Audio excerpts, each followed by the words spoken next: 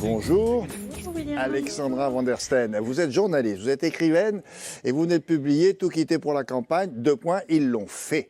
Est-ce qu'on peut dire qu'aller vivre à la campagne, en ce moment en tout cas, c'est à la mode? Oui, c'était à la mode déjà auparavant, mais en ce moment ça l'est beaucoup, surtout évidemment avec la pandémie qu'on connaît depuis quelques mois. Et ils sont plusieurs à avoir sauté le pas en 2020. Et ils étaient 57% en juillet, selon un sondage quand même IFOP, à vouloir le faire. Et ils sont un Français sur trois à avoir entamé les démarches. Là, en ce moment? Oui, déjà. Donc, et puis si... avec le printemps qui revient... C'est incroyable, parce que si ça aboutit, imaginez, trois Français, les villes vont se vider. Et il faut c'est bien, c'est bien. Paris se vide, mais c'est vous localement. Encouragez-les, c'est bien. Dans votre livre, on trouve des portraits de personnes qui ont sauté le pas. Est-ce que là, c'est pour les mêmes raisons qu'ils sont partis? Non, bien sûr que non. En plus, ça dépend aussi des phases de vie. Il y a des couples qui ont des jeunes enfants, des couples avec des adolescents, des retraités, des célibataires. C'est tous en fonction d'une envie qui était là déjà parfois depuis un moment. Et c'est vrai que 2020 a parfois accéléré le processus.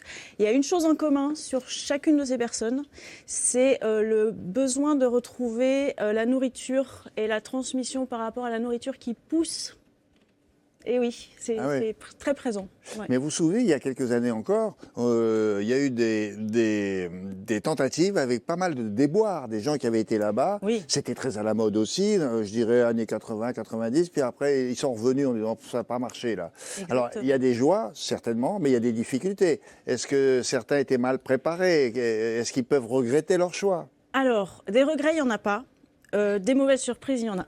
En effet, c'est pour ça que j'ai fait des portraits aussi des personnes qui sont parties il y a une vingtaine d'années, d'autres il y a 10 ans, d'autres l'année dernière, pour avoir ce recul. Et dans les personnes à qui il est arrivé des choses, pas forcément agréables, parce que les escroqueries, ça existe aussi à la campagne, il n'y a pas de regret derrière parce que ça les a poussés à...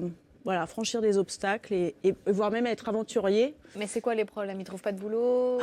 Des escroqueries immobilières. Oui, il y a eu pas mal. Il il suffit de regarder les annonces. Hein, oui, si mais parfois il y a des. Oui.